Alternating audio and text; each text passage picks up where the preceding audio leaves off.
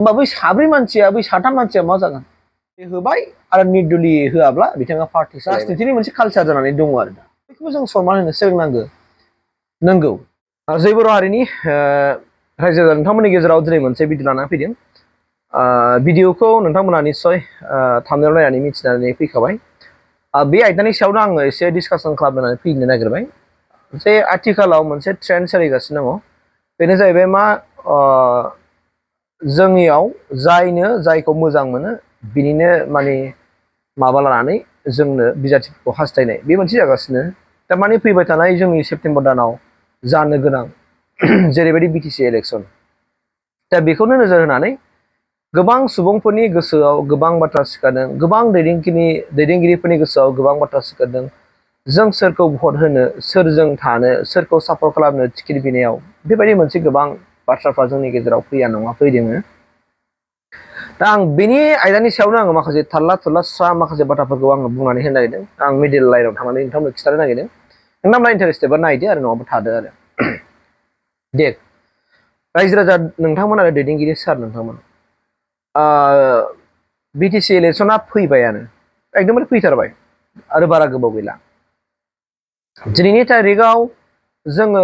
गोबां बोसोरनि सिगां जों जुदि बेक जों थांनानै नायोब्ला जों नुनो मोनगोन कि बै समनिफ्रायनो जेब्लानाखि इलेक्सन बोथोर सफैयो अब्ला बयबो माने गावनि मावनायखौ नोजोर होनानै गावनि समाजाव माबायदि खामानि मावबोदों समाजाव माबायदि गोहोम गोलैबोखो पार्टियाव थानानै बा समाजाव थानानै दा बेखौ नोजोर होनानै बयहाबो माने मोनसे उत्साह थायो गोसो जायो जे आंबो बिजाथि जागोन बा आंबो बिजाथि गेलेनोसै बेबायदि मोनसे आरो बयहाबो मोनसे राइट्स थायो जे जुदि टिकेट मोनाब्ला आंबो निर्दलि गेलेगोन आं निर्दलि होगोन बेबायदि मोनसे बाथ्रा नाथाय बे निर्दलि सोदोबाव गोबां माखासे खोथाफोर हाबनानै थायो दा बे खोथाफोरखौनो आङो डिसकासन खालामनानै फैदों आरो जेरैहाय नों नायदो जायखिजाया मोनसे पार्टी सिंगल पार्टीनि बाथ्रा बुंसां जायखिजाया मोनसे पार्टीयाव जुदि टिकेट दाबिदारफा जुदि साथाम आरो साब्रै थायो बे बाथ्राखौ नोंथांमोनाबो मिथिखागौ अलरेडि मिथिगौ आरो बे साथामनि गेजेराव सोर मोनगोन सासेल'सो होनो हागोन ना पार्टीया जायखिजाया पार्टीया अब्ला बे सासेल' मोनोब्ला सानैयाथ' बोराबना थाबायना बा सानैनि गेजेराव सासे मोनबाबो बोराबना थागोन आरो बे हिसाबै ओरैबायदिबो जोंनि गेजेरावबो गोबां मानसिफोर थाया नङा थायो जे फैबाय थानाय इलेक्सनाव नोंथाङा जोंनिफ्राय केन्डिडेट होनांगौ होननानै पाब्लिकनिफ्रायबो मोनसे दोहौ थायो आरो मोनसे डिमान्ड थायो आरो बेनि जाउनावनो दिनै बिथाङाबो जे पाब्लिकफोरनि माखासे माबाफोरखौ नायनानै बिथांमोननि दोहौखौ नायनानै आरो डिमान्डखौ नायनानै बिथाङाबो दे होमबालाय आंबो मोननाय मोनै माखासे आंबो टिकेट बिनोसै टिकेट दाबिदि जानोसै होननानै बिथांमोनाबो साननानै होआ नङा गोजौ लेभेलाव हाइकामान्डआव बिथांमोनाबो गावनि मुंखौ होयो जे टिकेटखौ आंनोबो नांगौ होननानै बा आंनो टिकेट होनांगौ होननानै बिथांमोनाबो दाबिदार जानो हायो दा बे समाव जुदि जोंनि गेजेराव टिकेट मोनलायाब्ला दुखु मोनलायनानै पार्टी सोलायनो नागिरनाय टिकेट मोनलायाबा माने गोसो बायनानै पार्टी सोलायनाय दा बेयो जाहैबाय मा मोजां मोनसे सासे मोजां लिडारनि मोजां दैदेनगिरिनि समाजखौ सिबिग्रा सुबुंनि थाखाय बे मोनसे आखु जानो हाया आरो माबोरै आं बुंनो नागिरदों नोंथाङा जेनेबा नो डाउट एबार टिकेट बिनायाव मोनदिया नेक्स्ट इन फिउचाराव नोंथाङा चान्स दङ ना बेखौ नों गावखौ नों गावनो सुद्रायनांगोन नों गावनो फोसाबनांगोन नोंनि मावथाइफोरखौ नोंनि सान्थिफोरखौ नोङो फोसाबनानै लादो आरो फोसाबनानै लानानै नोङो मा खालामदो हार्डवार्क खामानि मावबावदो पार्टियाव थानानै नङा होमबा नोंथाङा जेखि पार्टिनि सोद्रोमा जाया मानो मावनो नाजादो नोङो साबसिननिफ्राय हामसिन गावखौ फिल खालामना लाग्रोदो दा नोङो जोंनि गेजेराव जों ओरैबायदि माखासे मानसिफोरबो जोङो मालाबा समाव जों नुफ्लाङो जे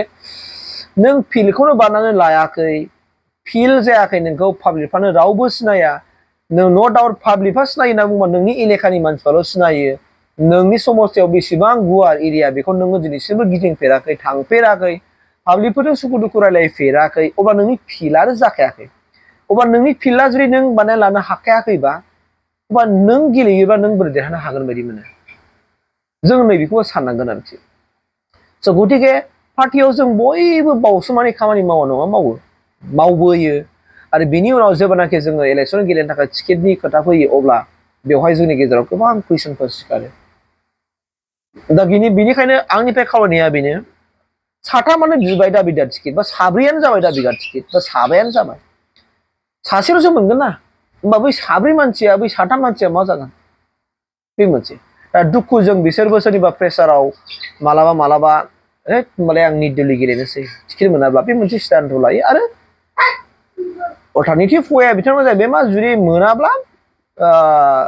निर्दलीय होबाय आरो निर्दलीय होआब्ला बिथाङा पार्टि सोलायबाय बे मोनसे जोंनि राजनितिनि मोनसे कालचार जानानै दङ आरो दा आं बुंनोसो लुबैगोन जों दैदेनगिरिफोरखौ जों बयखौबो जों सनमान होनो सोलोंनांगौ नंगौ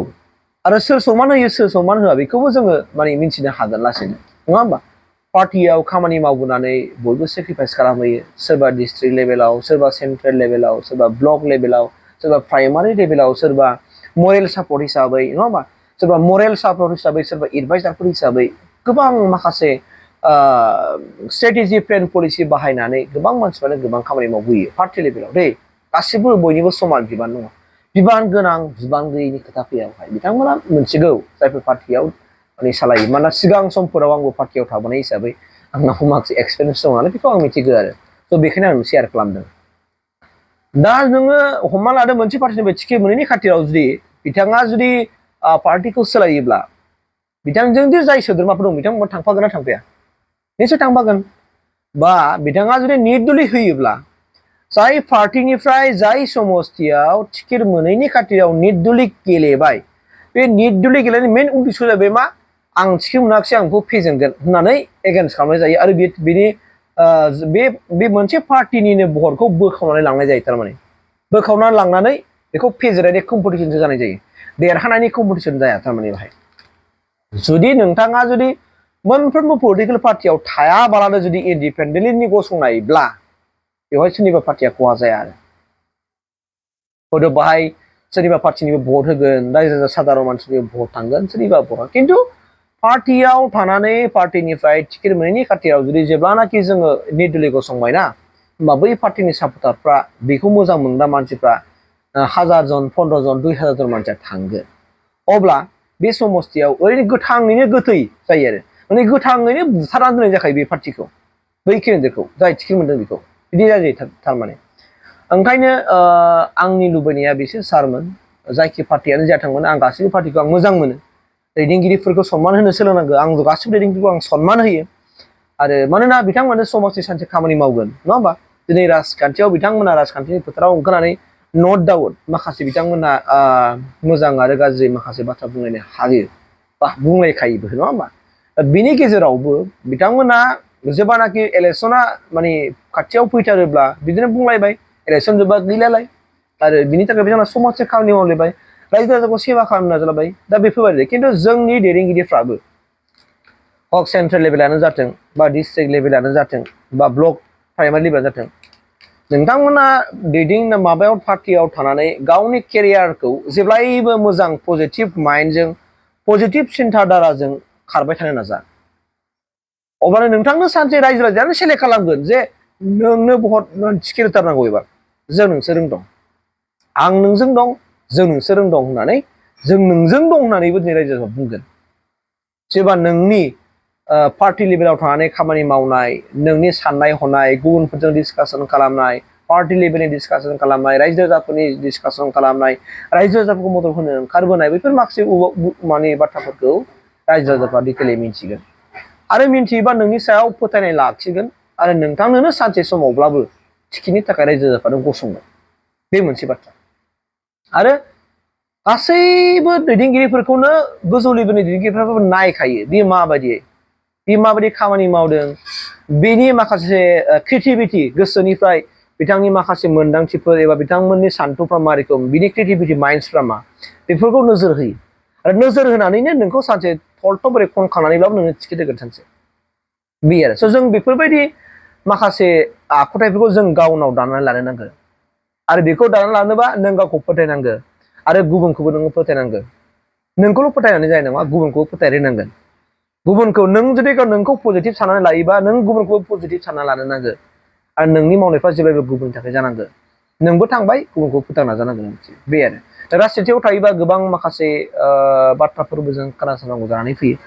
गेसाव बाथ्रा माने मोजां बाथ्रा अनेक बाथ्रा जों खोनासंनांगौ जानानै फैयो थेवब्लाबो जों बेफोरबायदि जेंना जेथोजों जोङो सौसिनानैब्लाबो जोङो गावनि थांखियाव सौहैनांगोन दा बेनिखायनो आंथ' लुबैयो पार्टियाव टिकेटआ दिमाना थाखागोन नाथाय गोजौ लेभेलना सोर बिजाथिफोरखौ होयोबा बे समाजाव देरहागोन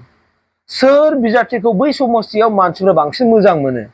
सोर बिजाथिफोरजों दिनैसिम रायजो राजाफोरा खाथि सोमोन्दो दङ बा मोजां मोनो उबुक जायखौ सोर बिजाथिफोरखौ होयोबा देरहानानै रायजोनि थाखाय खामानि मावनो हागोन स' बेबायदि बिजाथिफोरखौबो बेबायदि केन्डिडेटखौ दिनै गोजौ लेभेलनि बिथांमोना नायो आरो सिनादारा खालामो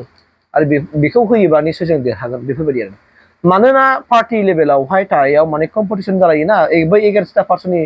एगेन्स्ट पार्टिनि केन्डिडेटफ्रा बेसेबां गोहोम खोलैनो हागोन बायदि आरो बै एगेन्स्ट पार्टिया होनबा माबायदिखौ होनांगोन थ' बेखौ पार्टियाबो सिन्था खालामो आरो सिन्था खालामनानै होनाय जायो गतिके आंनिबाथ' लुगैयो आंनि मोन्दांथि बायदिब्ला टिकेट मोननाय मोननैखौ लानानै आंनिबा खुनु मोनसे कनफ्लिक्ट जानो नाङा डिमान्ड खालामनो हायो न' दाउट दा डिमान्ड खालामलायबाय गोबां पार्टिनिफ्राय गोबां डिमान्ड खालामलायदों उमुखखौ नांगौ बे जानो हायो खिन्थु पार्टिया डिसकासन खालामगोन सेलेक्ट खालामनानै हरगोन खिन्थु सेलेक्ट हरखांनायनि उनाव उमुखसो नांगौमोन जों दुखु मोनबा जों निर्दलि होसिगोन होननाया बिराद गाज्रि माने गोथाङैनो गोथै एकदमबारे सिदा पार्टिखौ बुथारथारनाय जायो आरोखि बेयो एकदमबारे बुथारनाय जायो पार्टिखौ माने बे जेनखाबाय मोनसे हान्जानिफ्राय टिकेट मोनैनि खाथिराव निर्दलि होबाय माने बे 1000 भटखौ बोखाबाय बा पार्टिया बावनो थैखाबाय मानोना 1000 भटआव देरहानांगौआनो सस्था नङाना गोरलै बाथ्रा नङा आरोखि बेखिनिखौ आङो आंनि मोन्दांथिखौ शेयार खालामबाय सारमोननि सायाव आं नोंथांमोन बयनिसिम आं बेखौनो शेयार खालामदों जे सारमोना बुजिनो हादों मिथिनो हादों आरो बयबो दैदेनगिरि सारमोना पार्टियाव थानाय खामानि मावनानै गावखौ सिनायथि होनो नाजागोन समाजाव सासे मोजां राफोद सुबुं हिसाबै सुबुं सपर्ट हिसाबै नोंथांमोननि सान्थौ सानस्रिफ्रा गुवार जालांगोन रायजो राजाफोरनि थाखाय अननो रोङा आरो गासैबो पार्टियाव थानाय माने सोद्रोमाफोरखौनो मोजां नोजोरजों नायनो नाजागोन मोजां माने समान नोजोरजों नायो माइ गाब जुजाबा सेलाया न' दाउट एसे एनै पार्टियाव थायोबा एक्सन एग्र'आव जायो नोंथांमोननि गेजेरावबो खिन्थु बेफोरखौ जाय गोजौ लेभेलनि मानसिफोर बिथांमोनहा मोजाङै सालिजारि खालामना नायनांगौ जे बे बाथ्रा होननाया नङा बेयो माबा मोनसे बारा बुंदों नामा माबा मोनसे बेजों माबा पार्सनेलि ग्रास दं नामा माबा बेखौ नोजोर होनांगोन आरोखि ना बिनि उनावसो सालिजारि खालामनानै टिकेटखौ होनांगोन आं बेखिनिखौ शेयार खालामबाय आरोखि थेंक इउ